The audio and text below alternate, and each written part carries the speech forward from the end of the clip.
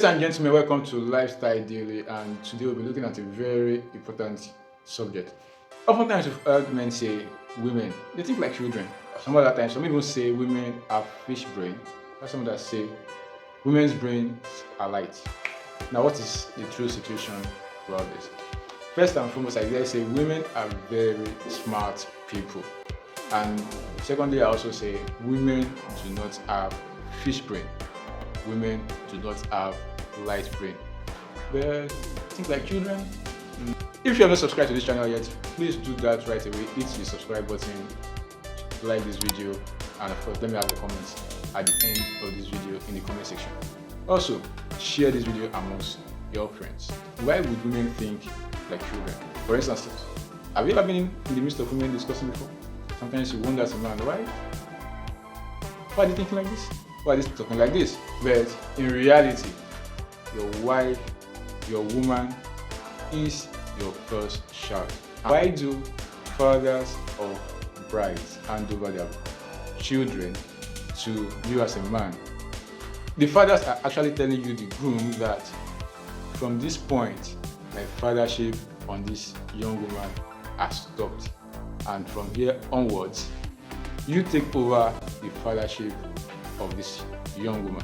For this reason, the man will leave his father and his mother and will go and live on to his wife.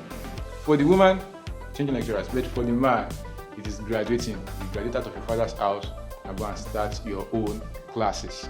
And that is why it comes natural for a man to call this woman babe, even if he's 60 years old. And the woman will call her husband daddy. Some might go emphasize this. I know one who calls her husband daddy. Now, as a husband or a father, so to say, here are the things you are meant to do for your child. First, you provide. It is expected of every father to provide for the needs of his children, and that includes the wife, who obviously is the first child here. The economic situation might not be too helpful though, so you might not be able to provide 100% of all she needs, right? You should be able to do the majority. Say 70%.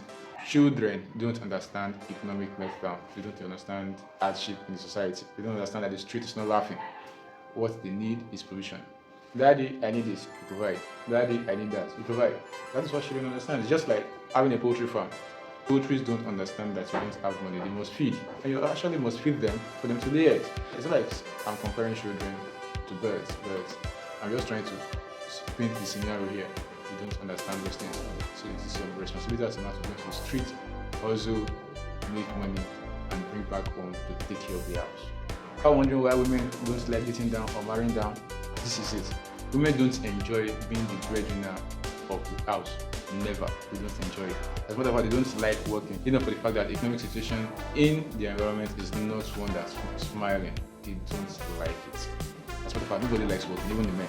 But the men have no choice. They have to provide for their houses. But women, they have a choice. But just so it will be enough, they result into working. It is the responsibility of the man to protect his children.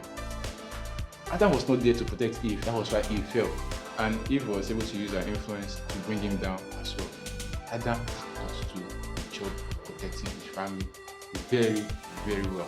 Men should protect their children from all form of external attacks and all shocks. Truth be told, it is a very sorry situation when men give the protection of their children into the hands of another children. And they focus simply on provision. No, it doesn't work that way. That's why our society is a chaos today. The number 3 thing a man should do is to guide his children, to guide his family. For the love of me, what do men do these days? They're not around to guide their children properly. It is not out of place for children to be erring every day, but it is a man's responsibility to be putting them back on track every single day. And as every day goes by, the children need experiences to navigate life, and it is the man's responsibility to share these experiences with them. Experience is the best teacher, so they say. It is better if the children do not experience what will teach them in life themselves. If the man had experienced it, or if the man had seen someone experience it, and now share with the children will go further, quicker.